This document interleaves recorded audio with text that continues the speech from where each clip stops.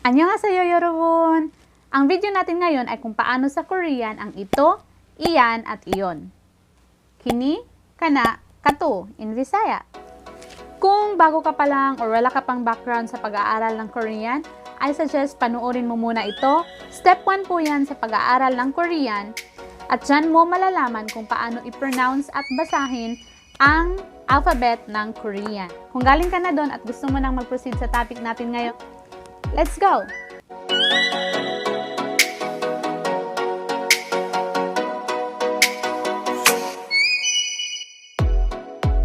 So, ang una ay kung ano sa Korean ang ito or kini in Bisaya. Igot. Igot. Igot. I means this and got means a thing. So, kung pagsasamahin natin, igot means this thing or ang bagay na ito sa Tagalog. Igot or this just simply means this or ito. Pero dito sa Korea, in casual or informal situations, instead na igot, ang kadalasang ginagamit ay igo. Igo. So, kunyari, pupunta ka sa tindahan at may bibilhin ka, sasabihin mo, pabili ako neto. In Korean, igo 주세요. 이거 주세요. 이거 주세요. 주세요 comes from the verb stem 주다, which means to give. So, kung gusto mong sabihin, give me this please, or please give me this, ang sasabihin mo in Korean is 이거 주세요. Koreans, madalas din nilang ginagamit ang 좀. 이거 좀 주세요. Para na hindi siya magmukhang utos instead of request. So, igot is this or ito. 이것. 이거 내 거야. 이거 내 거야. 이거 내 거야. Ibig sabihin, ito ay akin. 이거 내 거야. Another example is, 이거 좀 도와줘. Or sa Tagalog, patulong ako neto. 이거 좀 도와줘. 도와줘 comes from the verb stem 도와주다, which means to give help. So, kung gusto mong sabihin, patulong ako neto in Korean, 이거 좀 도와줘. So, depende sa kung sino ang kausap mo, pwede mong sabihin, 이거 좀 도와줘. 이거 좀 도와줘요. 이거 좀 도와주세요. Same lang ang meaning, nag-iiba lang ang form. Informal form, casual form, at formal form. Huwag malito guys, itatakal natin yan sa mga susunod na video. Sa ngayon, balik muna tayo sa topic. Ang pangalawa ay 그것. 그것. Ito ay ginagamit kapag halimbawa ang object ay malapit sa taong kausap mo. Iyan. 그것. 그것. Katulad ng halimbawa natin kanina sa tindahan, pag gusto mong sabihin, pabili po ako niyan, in Korean is 그것 좀 주세요. 그것 좀 주세요. Another example is sa picture na ito. Sabi ng lalaki, 그거 뭐예요? 그거 뭐예요? O ibig sabihin, ano yan? Sagot naman ng babae, 이거. 이거 보세요. 이거 보세요. Ibig sabihin, ito. Tingnan mo nga to. So, ulitin natin ang usapan nila. Sabi ng lalaki, 그거 뭐예요? 그거 뭐예요? Tinatanong niya, ano yan? Sagot naman ng babae, 이거. 이거 보세요. 이거 보세요. Ibig sabihin, ito. Tingnan mo nga ito. 보세요 comes from the verb stem 보다, which means to see. So, kung gusto mong sabihin, tingnan mo nga ito, in Korean is 이거 보세요. 이거 보세요. So, kugot ay ginagamit din kapag ang isang bagay ay alam or napag-usapan nyo na ng kausap mo. For example, kugo. Ibig sabihin, yung ano. Another example is, 그거 그냥 농담이야. 농담 means biro. So, kung gusto mong sabihin, yung ano, biro lang yun. In Korean is, 그거 그냥 농담이야. 그거 그냥 농담이야. Ginagamit din ito kapag may naalala tayo at hindi lumalabas sa bibig natin. Katungkuan gani?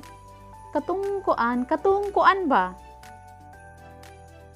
Sa Korean is, 그거 있잖아. Dinadagdagan lang ng 있잖아. Katungkuan ba? 그거 있잖아. Alright guys, so punta na tayo sa pangatlo. Iyun. 저것. O yung bagay na iyon. Ginagamit ito kapag ang bagay na pinag-uusapan ay malayo sa inyong dalawa ng kausap mo. For example, 저것은 책상이에요. 저것은 책상이에요. 책상 means table. So, ibig sabihin, that thing is a table. 저것은 냉장고예요.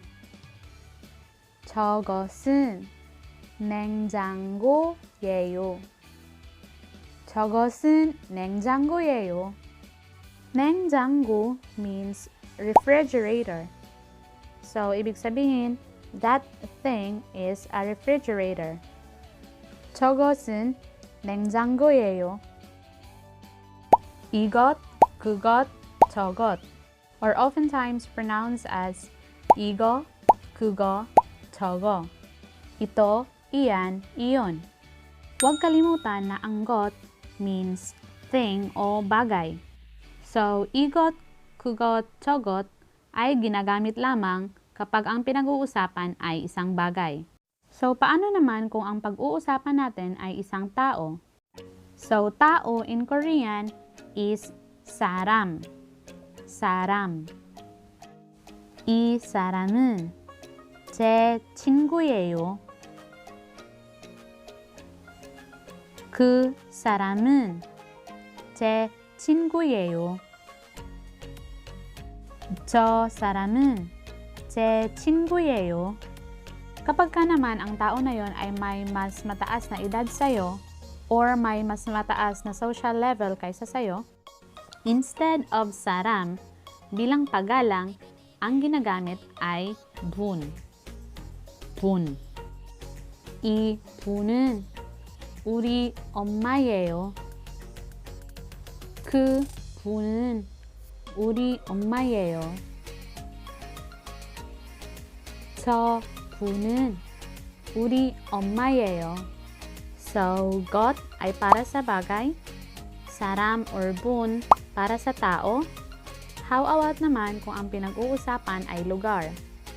Para sa lugar naman, ang ginagamit ay got. 이곳, 그곳, 저곳. Ang lugar na ito, ang lugar na yan, ang lugar na iyon. 이것은 SM 뭐와예요.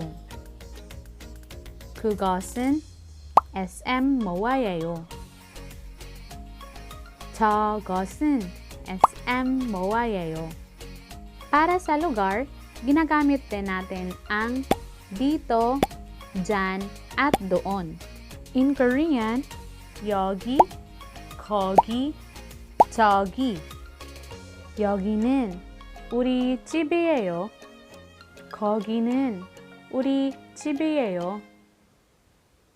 저기는 우리 집이에요. So, kung bagay ang pinag-uusapan, igot, kugot, togot. Kung tao naman, saram or bun bilang paggalang. At kapag kalugar naman, ang pinag-uusapan ay kut. Igot is the same as yogi. Kugot is the same as kogi. And togut is the same as togi. So that's it for today's video. Huwag kalimutang mag-like, share, and subscribe. At i-click ang notification bell para lagi kang updated every time may bago tayong video. Annyeong! Annyeonghaseyo, 여러분! Ang topic natin ngayon, ang video